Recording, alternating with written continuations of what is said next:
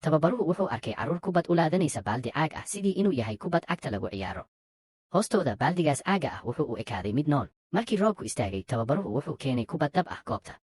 Wuxuu soo bixiyey $10 si uu carruurta ugu dhiirigeliyo inay ciyaaraan. Carruurtu aad bay u farxeen, balse weligood ma taaban kubad dhab ah, xitaa ma ay aqoon xeerarka ciyaarta. Waxay si aan nidaam lahayn u laadayeen.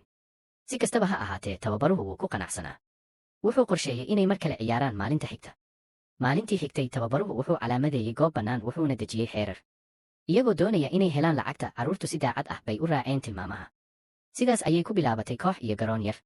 Tababaruhu wuxuu sii waday bixinta lacag muddo bil ah. Tababarkiisa taxadarka leh awgiis, carruurtu waxay barteen xirfado iyo xeerarka ciyaarta, aad bayna u horumareen. Maalin, carruurtu waxay sugayeen muddo dheer, balse tababaruhu ma imaan. Markay u tageen gurigiisa, wuxuu u sheegay inuu lacagtii ka dhammaatay oo uusan sii bixin karin lacag. Carruurtu way niyad jabeen, balse waxay hore u jeclaadeen ciyaarta. Xitaa lacag la'aan si farxad leh ayay u ciyaareen. Tababaruhu arrintan aad buu uga farxay. Si uu u tijaabiyo horumarkooda, tababaruhu wuxuu diyaariyey ciyaar ay la yeeshaan koox kale. Laakiin bilowgii ciyaarta, kooxda kale si isdaba joog ah ayay goolal u dhalisay. Carruurtu waxay bilaabeen inay is-eedeeyaan. Xitaa si ay u jeesjeesaan, tababaraha kale wuxuu keenay ciyaaryahan dumar ah. Carruurtu ma awoodin inay ka hortagaan goolasha. Tababaruhu wuu ka niyad jabay, balse wuxuu ogaaday dhibaatada. Wuxuu faray carruurta inay kabahooda iska bixiyaan oo ay iska tuuraan wax kasta oo dheeraad ah. Iyagoo aan jeclayn ayay sidaas sameeyeen. Markay ka xoroobeen culayskaas, awooddoodii dhabta ahayd ayaa soo baxday. Iyagoo wada shaqaynaya ayay gool dhaliyeen, kadibna mid kale. Kooxdii kale waxay bilaabeen inay si dhab ah u qaataan. Inkastoo difaacooda la adkeeyey, haddana carruurtu waxay gaareen barbaro. Markii ciyaartu dhammaanaysay, kooxda kale waxay isku dayday inay wakhtiga dilaan. Wiil yar ayaa meel fog ka toogtay kubadda, wuxuuna si toos ah ugu dhaliyey gool. Guushan waxay dib u soo celisay rajadii tababaraha.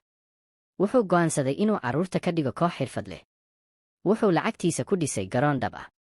Si uu u helo ciyaartoy kale oo hibo leh, wuxuu abaabulay horyaal ka dhex dhaca xaafadaha saboolka ah. Warkaasi si degdeg ah ayuu u faafay, waxaana yimid kooxo badan oo ka kala yimid dalka oo dhan.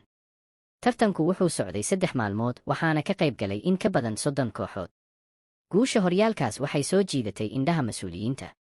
Tababaruhu xitaa wuxuu helay casuumaad ka timid FIFA.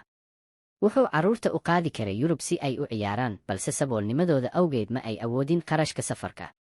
Tababaruhu wuxuu bilaabay inuu raadiyo taageero. Dhibaato kale ayaa timid. Codsiyadii baasaboorka carruurta waa la diiday. Boolisku waxay u arkeen carruurtan kuwa dhibaato badan.